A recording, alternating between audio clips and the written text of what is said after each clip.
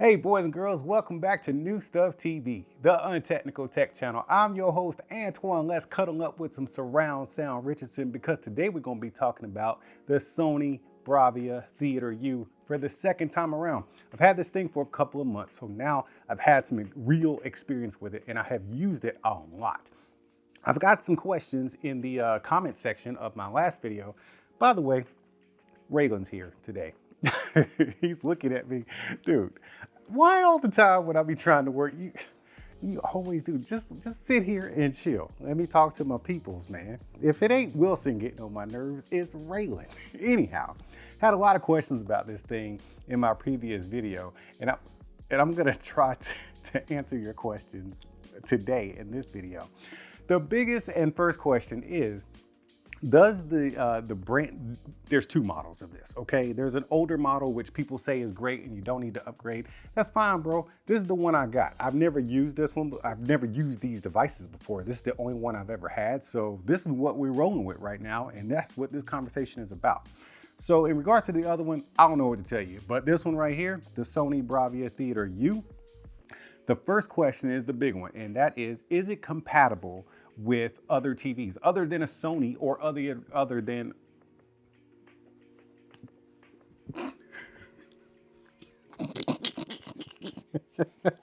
other than a Bravia TV? And the answer to that is a resounding yes. I've actually had this thing hooked up to quite a few TVs. When I first got it, I had the Bravia 7 TV on the wall, and that's what I initially connected it to. But I knew I needed to try it on other TVs, so I then connected it to the Sony Bravia X90L in the bedroom.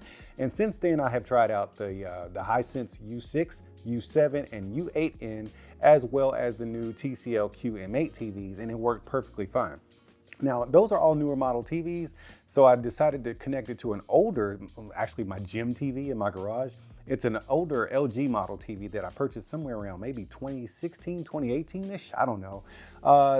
It does connect to it, but there's a lot of latency and some connectivity issues. So if you're gonna actually purchase this particular model to connect to your TV, I would suggest you stick with an older model just so you don't have those hiccups that I did.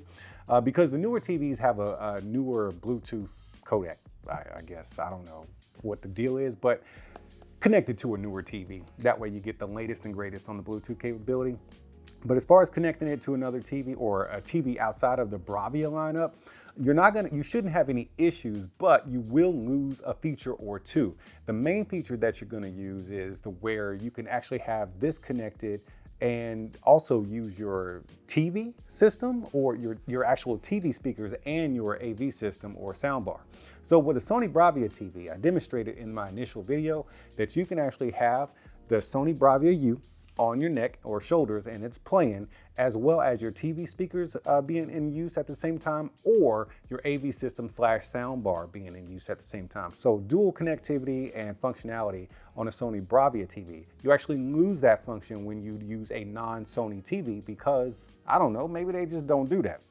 That's a TV issue. That's not a Bravia Theater U issue.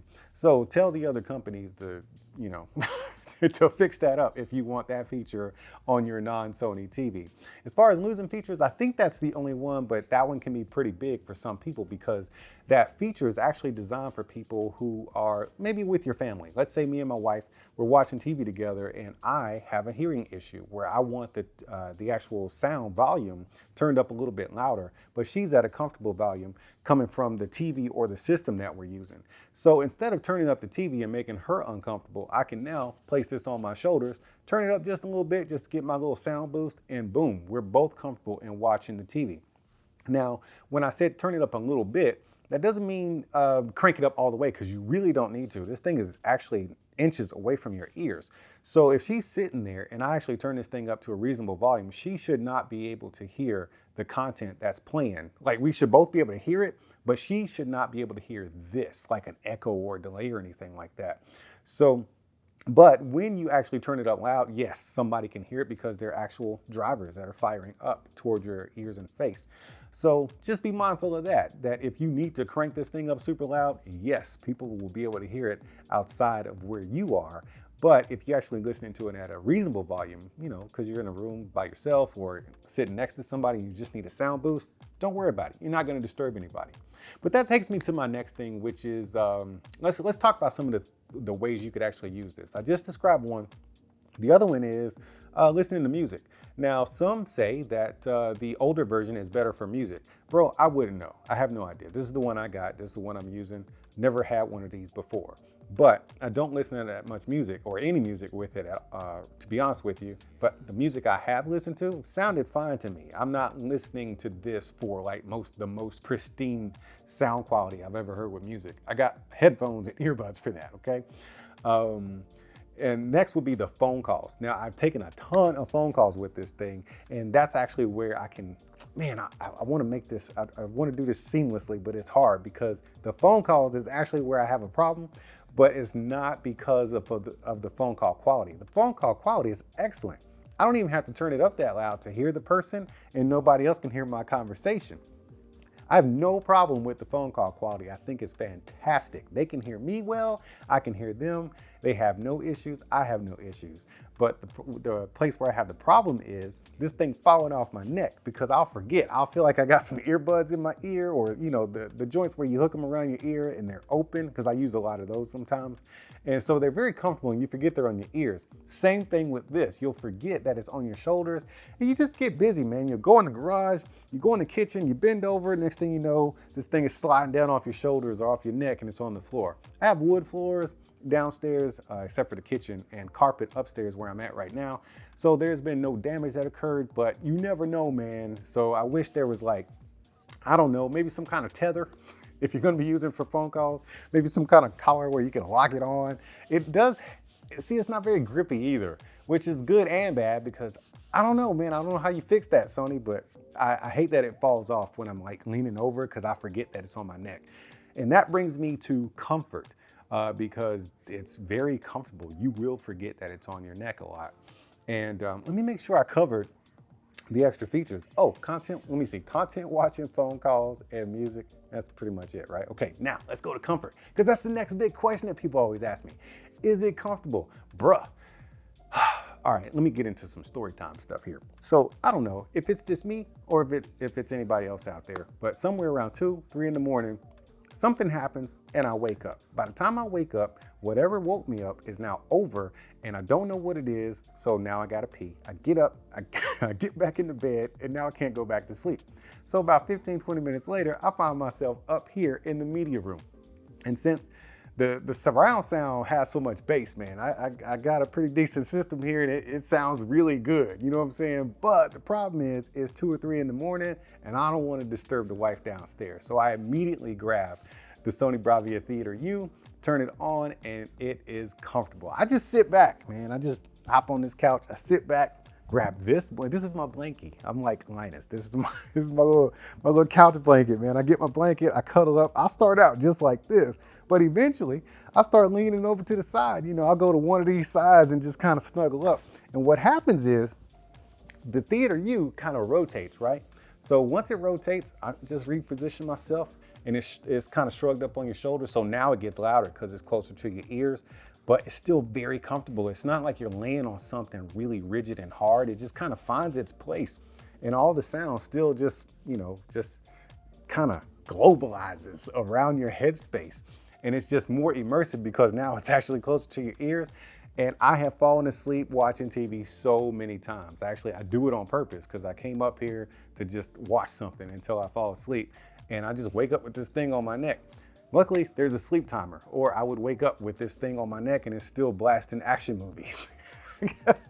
So I put the sleep timer on, fall asleep with this thing on my neck, and I wake up.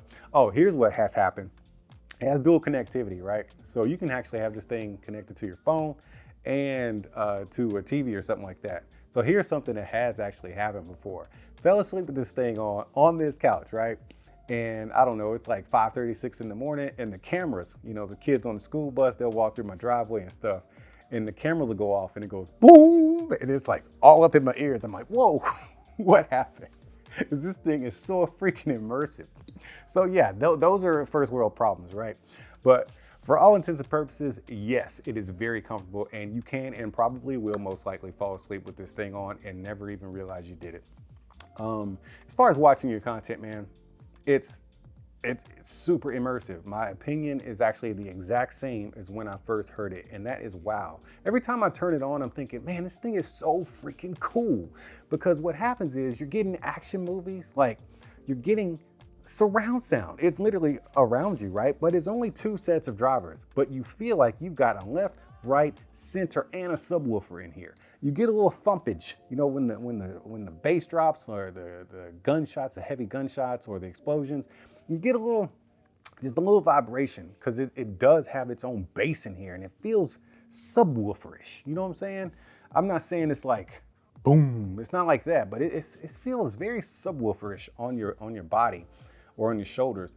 And as far as like all the voices, the dialogue, and the left and right channels, you're getting it all here. It is amazing what Sony has done with the technology and throwing sound just in the air, right up into your ears. I think it's super cool, man. Okay, I got one last little personal gripe, and that is the buttons. The buttons are on the inside, and they work very well. I love where they're positioned. I just don't like how they feel. You put it on your neck, and the buttons right here. You got a plus and minus, and then a multifunction button, and you got a mute button here, and then a power button on this side. And they're clicky. It's just that you got to find them. I just wish that they were bigger and more pronounced. So on the next iteration, which is probably 2 years away at this point, I just wish they were like bigger and easier to find and like distinguish from one another, because right now I just don't have any confidence in what I'm about to press. So I always have to take my time with it. As far as my experience goes, that's it. I mean, it's kind of like, it's a simple device, yet it's so complicated. It does really complicated things very well that makes it seem so simple. It's kind of like how they say, if I make it look easy, that means I'm just that good at it, because this stuff is actually pretty hard. Either way, I'm not an expert in this kind of stuff, but what I do know is I want to share my experience with the Sony Bravia Theater U with you, and it has been awesome. If you're thinking about getting one, man, I say go for it, man. You cannot lose, and you will not be disappointed with this thing. Either way, y'all keep being good to each other, and I'll see you when I see you.